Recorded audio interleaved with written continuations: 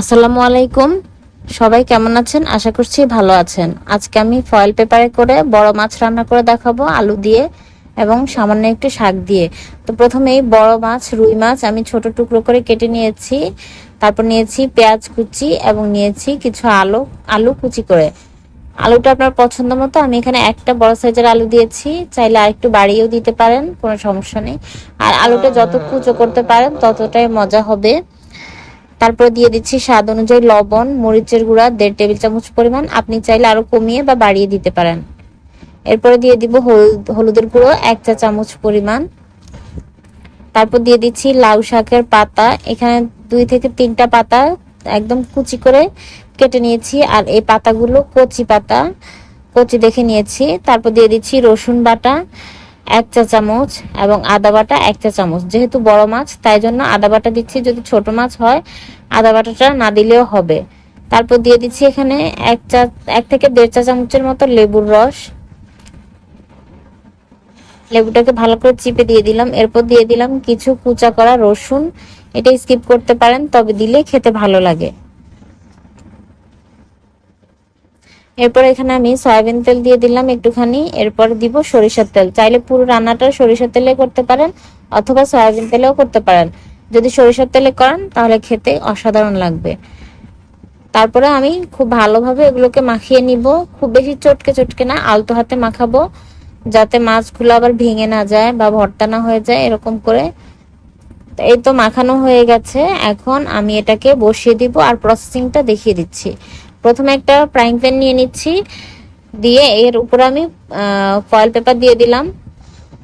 একটা foil paper বিছিয়ে দিচ্ছি, একটু বড় করে কাটতে হবে, আমার কাটাটা ছোট হয়ে গেছে। তারপর দিয়ে দিচ্ছি 2টা লাউ পাতা।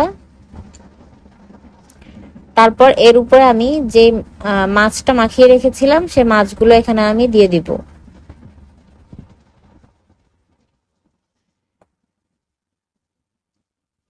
মাছগুলো দেওয়া হলে এখন আমি পাতার যে বাড়তি অংশটাকে একটু মুড়িয়ে দিব, দিয়ে এর উপরে আমি আরো একটা ফয়েল পেপার দিয়ে দিব। ফয়েল পেপার সহ এটাকে মুড়িয়ে দিতে হবে।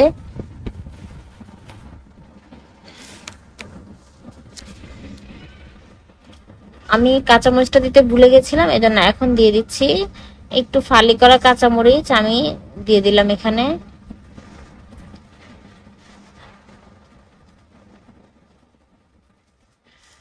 তারপর এর উপরে একটা ফয়েল পেপার দিয়ে পেঁচিয়ে নিব।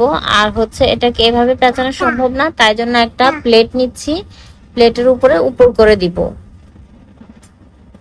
উপর করা হয়ে গেলে এখন আমি এটাকে ভালোভাবে মুড়িয়ে দিব। এই ব্যাপারটা একটু দেখে বুঝে নিতে হবে আমি কিভাবে কাজটা করছি, যাতে ভেতর থেকে চুলার উপরে দিলে ভেতর থেকে যাতে ঝোল বা কোনো কিছু না বের হয়ে যায়, এরকম ভাবে মুড়িয়ে নিতে হবে। তারপর আবার প্লেটটাকে উপর করে দিব ফ্রাইং প্যানের উপরে, তারপর চুলাটাকে অন করে দিব, আর উপরে একটা অবশ্যই ঢাকনা দিতে হবে। চুলার আঁচটাকে একেবারে লোতে দিতে হবে, খুব বেশি বাড়িয়ে দিলে কিন্তু পুড়ে যাওয়ার সম্ভাবনা থাকে। তা আমি চুলাটা জ্বালিয়ে দিয়েছি এবং প্রায় 15 মিনিট জাল করার পরে একবার আমি উল্টে দিব। উল্টে দিয়ে আমি আরো 15 মিনিটের মতো জাল করে নিচ্ছি। এখন আমার রান্নাটা পুরো কমপ্লিট হয়েছে। এখন আমি একটু ফয়েল পেপারটা ছিঁড়ে দেখিয়ে দিচ্ছি, একটু পুড়ে যায়নি। দেখুন কতটা সুন্দর হয়েছে রান্না, আর অনেকটা সুঘ্রাণ বেরিয়েছে। আর আমি একটু নিচের অংশটাও দেখিয়ে দিব, নিচের অংশটাও কিন্তু পুড়ে যায়নি। আর একটু সামান্য যদি পুড়েও যায় ওটা খেতে কিন্তু অনেক মজা লাগে, আর ফ্লেভারটাও সুন্দর আসে। তো আমি এখন একটু পরিবেশন করে দেখিয়ে দিচ্ছি কেমন হয়েছে। আর এই পাতাগুলো কিন্তু খেয়ে ফেলা যাবে, এগুলোকে ফেলা যাবে না, এগুলো খেয়ে ফেলতে পারেন। তো আজকের মতো এখানেই বিদায়, আল্লাহ হাফেজ।